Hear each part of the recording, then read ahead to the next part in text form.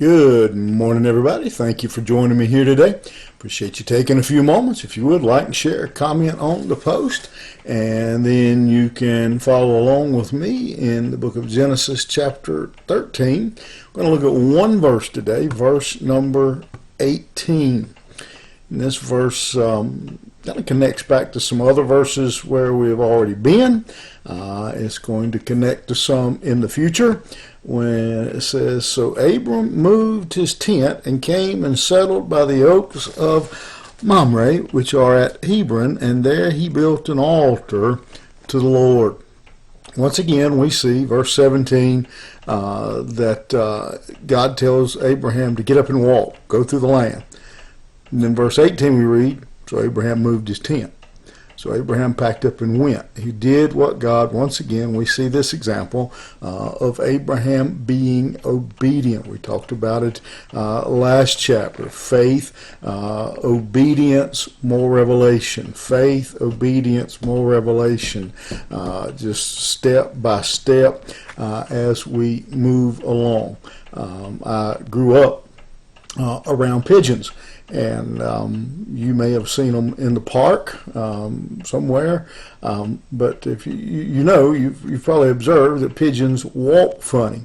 It is my understanding that the reason it looks so funny when a pigeon walks is because of the way their eyes focus, that they can't focus on the move, I guess is the way to put it, that they take a step, they have to stop and refocus, take a step, refocus, take a step, refocus, and it's all happening very quickly, but that's the reason their walk looks so funny, is because actually they're stepping and focusing, stepping and focusing. Well, that's what faith reveals to us here. We step and focus, step and focus. We don't focus, and you know what happens, even you may not be a pigeon, but if you're walking and you start focusing on something way out in front of you, you end up tripping over something right in front of you.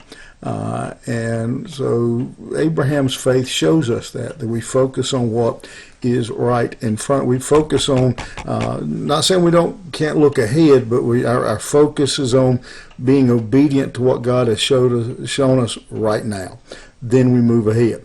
And we see here that Abraham, he hears what God says. He goes and immediately picks up his tent and begins to move. He accepts the word of God, and then he worships God here, and he's comforted by that word.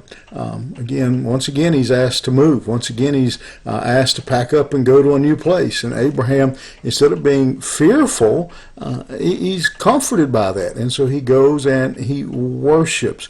And something has changed here in Abram's life from some of his time in the past. Abram is what the New Testament calls walking by faith, not by sight. Again, God doesn't tell him everything about what he's going to do, where he's going to go. He doesn't give him all of that information, but he tells him to go. And he tells him to walk the length and the breadth. You go check it out. He says you're going to have to go and find. You're going to go and learn. You're going to have to be obedient, Abraham. And when he gets there, he builds an altar. And that is a critical point in this story, that after all of that, Abram worships, that he still is focusing on God. He's not focusing on his situation. He's not complaining. He's not moaning. He's not worried. He's not fearful. He gets to this new location and he builds an altar. He worships God. Once again, he builds another altar. Abraham's going to end up at the end of his life with altars scattered all over the Middle East. Wherever he's at, he worships. Can we do that? Have you learned to worship wherever you are, whatever situation, whatever circumstance you find yourself in, that I'm going to worship no matter what? You think about it. Have a good day. We'll see you here tomorrow.